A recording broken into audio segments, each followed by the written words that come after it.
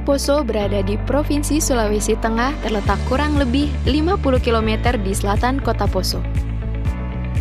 Danau ini merupakan danau purba yang memiliki tipe tektonik. Berada pada ketinggian 500 mdpl dengan luas kurang lebih 365.427 km persegi.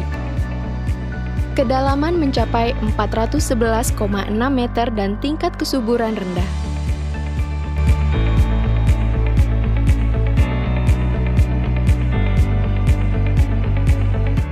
Danau Poso termasuk dari 15 danau prioritas nasional yang membutuhkan upaya pengendalian kerusakan, penjagaan, pemulihan, dan upaya mengembalikan kondisi dan fungsi badan air danau, daerah tangkapan air, dan sepadan danau sehingga bermanfaat bagi kesejahteraan masyarakat secara berkelanjutan. Daerah tangkapan air atau DTA Danau Poso mencapai luas 1.271 km persegi atau 127.710 hektar. Terdapat 91 sungai yang menjadi inlet Danau Poso, sedangkan outletnya adalah Sungai Poso mengalir sepanjang 52 km dan bermuara di Teluk Tomini. Kondisi Danau Poso pada saat ini masih dalam kondisi cukup alami dengan status mutu air oligotrofik. Danau Poso mempunyai fungsi yang sangat strategis antara lain sebagai sumber air baku bagi penduduk setempat, sumber air bagi pengairan pertanian di sekitar Danau Poso yang merupakan lumbung pangan nasional, sebagai sumber air bagi pembangkit listrik tenaga air dengan kapasitas 515 MW, penghasil ikan, terutama ikan sidat, mas, dan mujair. Danau Poso juga merupakan objek rekreasi untuk kegiatan pariwisata, yang mana saat ini Danau Poso tengah diajukan untuk menjadi taman geologi di bawah naungan UNESCO sebagai danau purba. Danau Poso mempunyai keanekaragaman hayati berupa spesies-spesies endemik purba. Salah satu ikan asli Danau Poso yang mempunyai nilai ekonomi tinggi adalah ikan sidat yang mempunyai potensi ekspor ke Jepang. Agar fungsi strategis Danau Poso dapat terjaga kelangsungannya, maka kelestarian Danau Poso harus dipertahankan. Namun pada saat ini pemanfaatan lahan di sepadan danau dan di daerah tangkapan air mulai memberi dampak terhadap kondisi perairan danau. Penurunan kualitas lingkungan juga terjadi di daerah tangkapan air Danau Poso. Karena tuntutan ekonomi masyarakat, kawasan hutan yang merupakan DTA Danau Poso marak dialih fungsikan menjadi kawasan perkebunan. Alih fungsi lahan ini menyebabkan timbulnya lahan-lahan kritis yang mengurangi kapasitas resapan air DTA dan juga menjadi sumber erosi yang berdampak terhadap pendangkalan Danau Poso.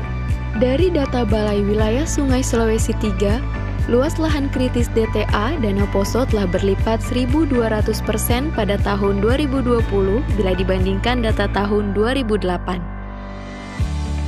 Dengan dugaan sedimen dari das Danau Poso sebesar 2.156.012,12 ton per tahun dan dari data DTA Danau Poso sebesar 1.207.597,41 ton per tahun. Kondisi ini bila dibiarkan dapat berdampak terhadap pendangkalan Danau Poso. Dalam upaya penyelamatan Danau Poso, Direktorat Jenderal Pengendalian dan Penertiban Tanah dan Ruang, Kementerian Agraria dan Tata Ruang, Badan Pertanahan Nasional, melalui tugas dan fungsi dalam pengendalian pemanfaatan ruang, masih terus bergerak dalam mengusung kebijakan pengendalian pemanfaatan ruang di Danau Poso.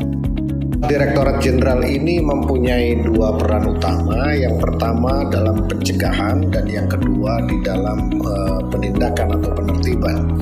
Dalam pencegahan kita mendorong dan memfasilitasi pemerintah daerah untuk menyusun perangkat pengendalian yang dapat digunakan untuk melakukan upaya-upaya pengendalian pemanfaatan ruang agar tidak melenceng dari rencana tata ruang yang telah ditetapkan. Kemudian di ranah penertiban atau penindakan, kita juga melakukan upaya-upaya penertiban terhadap pelanggaran pemanfaatan ruang yang terjadi.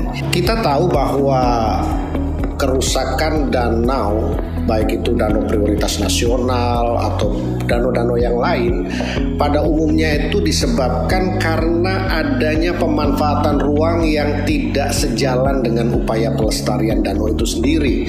Misalnya pemanfaatan ruang yang menimbulkan erosi di bagian hulu itu bisa mengakibatkan pendangkalan danau. Kemudian pemanfaatan ruang di sekitar danau dapat mengakibatkan cemaran-cemaran masuk ke badan air.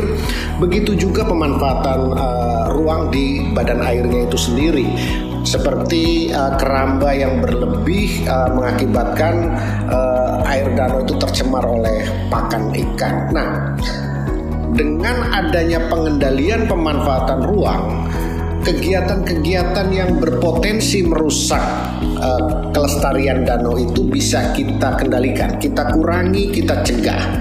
Sehingga apabila kegiatan-kegiatan itu tidak ada lagi atau terkelola dengan baik, maka danau-danau prioritas nasional ini insya Allah bisa kita selamatkan, bisa kita jaga kelestariannya. Strategi penyelamatan danau prioritas nasional bisa diungkapkan dalam satu kalimat pendek, yaitu kolaborasi dan konsistensi.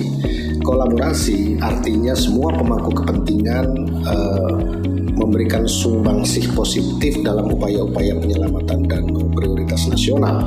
Sedangkan konsistensi mengandung pengertian setelah kita mempunyai komitmen, kita terus menjaga agar upaya-upaya itu bisa dilaksanakan secara konsisten dari waktu ke waktu, dari satu tempat ke tempat yang lain.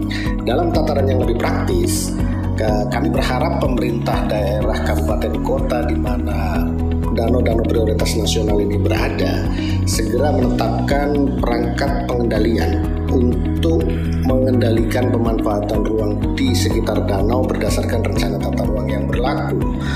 Dan setelah perangkat pengendalian pemanfaatan ruang ini ditetapkan dengan peraturan kepala daerah, kita harus konsisten untuk menerapkan itu baik di dalam upaya pencegahan maupun penindakan terhadap pelanggaran pemanfaatan ruang yang terjadi.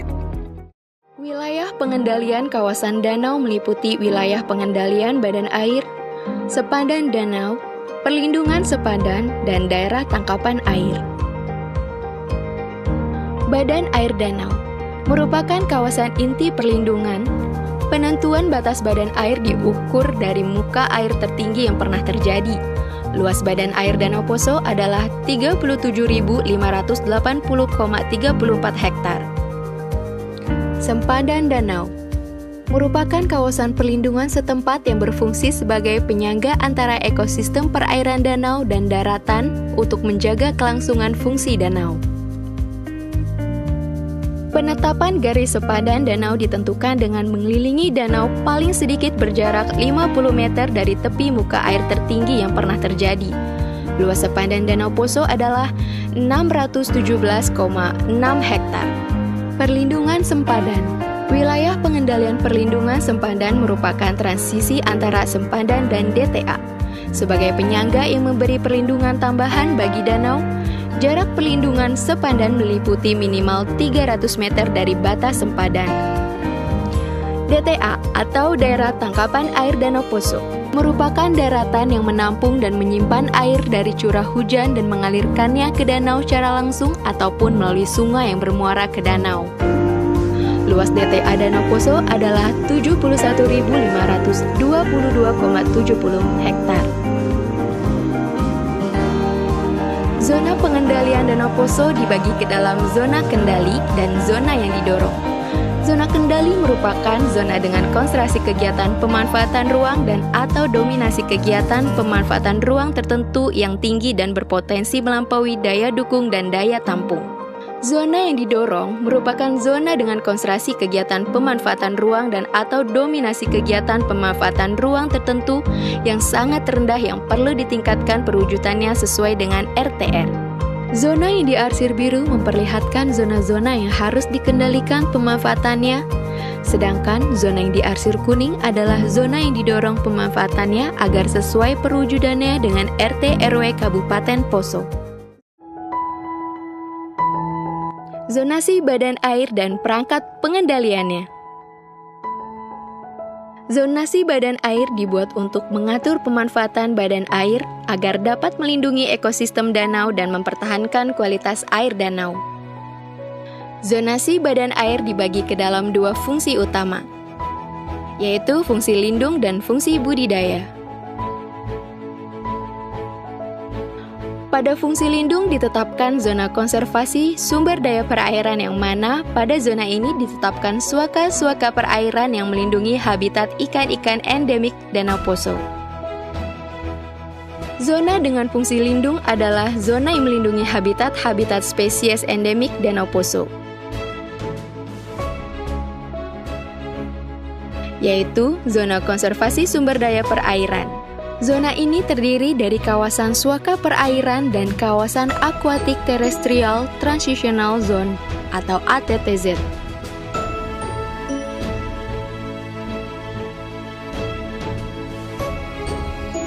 Suaka perikanan Babangkodina, suaka perikanan Omboa, suaka perikanan Tandoto Lambo Dulumai, suaka perikanan Tombea, suaka perikanan Watu 2,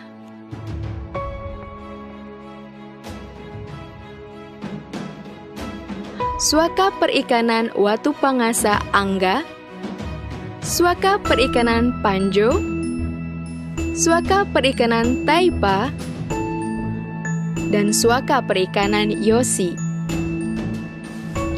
Kegiatan budidaya ikan, pelayaran, olahraga air, pembangunan rumah tinggal ataupun penginapan dan rumah makan tidak diperbolehkan pada zona lindung ini, karena dapat mengancam terhadap kelestarian ekosistem ikan endemik dan asli Danau Poso. Zona perikanan tangkap berkelanjutan merupakan zona dengan fungsi lindung. Zona ini merupakan zona yang dapat dimanfaatkan oleh masyarakat untuk menangkap ikan dengan tetap menjaga kelestarian sumber daya yang ada.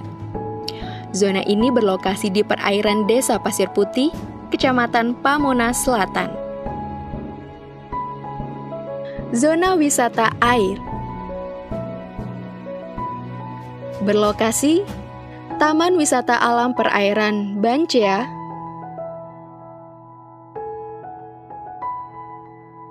kawasan Siuri, Desa Toinasa, Kecamatan Pamona Utara, Desa Taipa,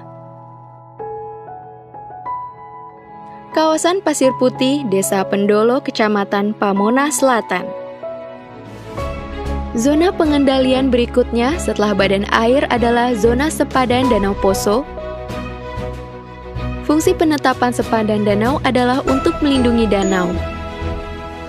Untuk melindungi danau, pembatasan kegiatan yang diperbolehkan dengan syarat penyertaan dokumen UPL atau UKL adalah kegiatan dan bangunan untuk penelitian dan pengembangan ilmu pengetahuan, prasarana pariwisata, olahraga, dan aktivitas budaya dan keagamaan. Sedangkan bangunan yang diperbolehkan didirikan di sepadan danau adalah bangunan prasarana sumber daya air, jalan akses, jembatan, dermaga, sarana dan prasarana sanitasi, prasarana pariwisata, olahraga, dan keagamaan, jalur pipa gas dan air minum, rentangan kabel listrik dan telekomunikasi, dan bangunan ketenagalistrikan. Larangan pada sepadan danau adalah membangun bangunan selain yang disebutkan di atas, mengubah letak tepi danau, membuang limbah, mengembala ternak, berkebun sawit, menutup akses danau, dan mengubah aliran air masuk dan keluar danau. Untuk bangunan yang diperboleh pada zona sepadan danau, diatur intensitas ruangnya agar memenuhi KDB maksimum sebesar 40%, KLB maksimum sebesar 0,4% atau satu lantai, KDH minimal 60%, RTH diharuskan minimum ada satu pohon tinggi dan rindang.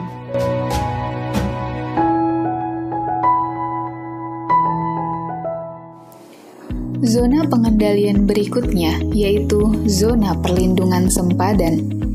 pada zona perlindungan sempadan Danau Poso diatur ketentuan kegiatan pemanfaatan ruang untuk kegiatan pariwisata, budaya, olahraga, pertanian dan perkebunan, permukiman, perdagangan dan jasa, keagamaan, pendidikan, dengan syarat aktivitas tidak mencemari sungai, serta kegiatan pemanfaatan ruang sesuai dengan rencana pola ruang, pengembangan perumahan, penginapan, hotel, dan resort wajib memiliki dokumen AMDAL atau UKL-UPL dan memiliki instalasi pengolahan lumpur tinja, serta wajib melakukan pengolahan air limbah domestik yang terintegrasi. Pada zona perlindungan sempadan Danau Poso, dilarang untuk melakukan pembuangan limbah langsung ke inlet sungai Danau Poso. Zona pengendalian berikutnya yaitu zona daerah tangkapan air. Pada zona daerah tangkapan air Danau Poso, diatur ketentuan kegiatan pemanfaatan ruang untuk pariwisata, budaya, olahraga, pertanian dan perkebunan, permukiman, perdagangan dan jasa, keagamaan, dan pendidikan dengan syarat menyediakan ruang terbuka hijau sebagai resapan dan tampungan air hujan, menyediakan area resapan berupa biopori sesuai dengan rencana pola ruang, dan memiliki instalasi pengolahan lumpur tinja, dokumen AMDAL, dan atau UKL-UPL. Pada zona daerah tangkapan air Danau Poso, dilarang untuk mengubah kawasan peruntukan hutan, baik itu hutan lindung ataupun cagar alam, menjadi kawasan budidaya, serta dilarang untuk mengubah kawasan hutan rakyat menjadi kawasan terbangun. Untuk mewujudkan zona kendali dan zona yang didorong, ditetapkan pemberian insentif dan disinsentif pemanfaatan ruang sebagai upaya mewujudkan tata ruang agar dapat sesuai dengan rencana tata ruang. Pemberian insentif dapat berupa pemberian kompensasi, subsidi, imbalan, penyediaan sarana dan prasarana, penghargaan, dan publikasi atau promosi. Sedangkan untuk pemberian disinsentif dapat berupa kewajiban memberi kompensasi atau imbalan, pembatasan penyediaan prasarana dan sarana, dan pemberian status tertentu. Terhadap pelanggaran pemanfaatan ruang, seperti tidak mentaati rencana tata ruang, tidak mematuhi ketentuan pemanfaatan ruang, dan menghalangi akses terhadap kawasan milik umum yang terjadi setelah ditetapkan peraturan daerah tentang rencana tata ruang wilayah, akan diberikan sanksi administratif. Dapat berupa peringatan tertulis, denda administratif, penghentian kegiatan, penutupan lokasi, pencabutan atau pembatalan KKPR, hingga pembongkaran bangunan dan pemulihan fungsi ruang. Dengan pengaturan pengendalian pemanfaatan ruang di kawasan Danau Poso, harapannya kegiatan pemanfaatan ruang dapat terkendali dan dapat terwujud sesuai rencana tata ruang, guna mendukung kelestarian Danau Poso sehingga dapat memberikan manfaat bagi kita semua. Selamatkan danau, selamatkan air, selamatkan kehidupan, selamatkan kita semua. Danau adalah kehidupan. Mari jaga dan lestarikan Danau Poso. Ohayo, Pakaroso. Kami mohon kiranya Danau Poso dapat dilestarikan. Ohayo, Pakaroso. Saya berharap supaya tolong lestarikan Danau Poso yang kita miliki sekarang ini. Kalau tidak kita, siapa lagi? Ohayo, Pakaroso. Ohayo, Pakaroso. Ohayo, Pakaroso.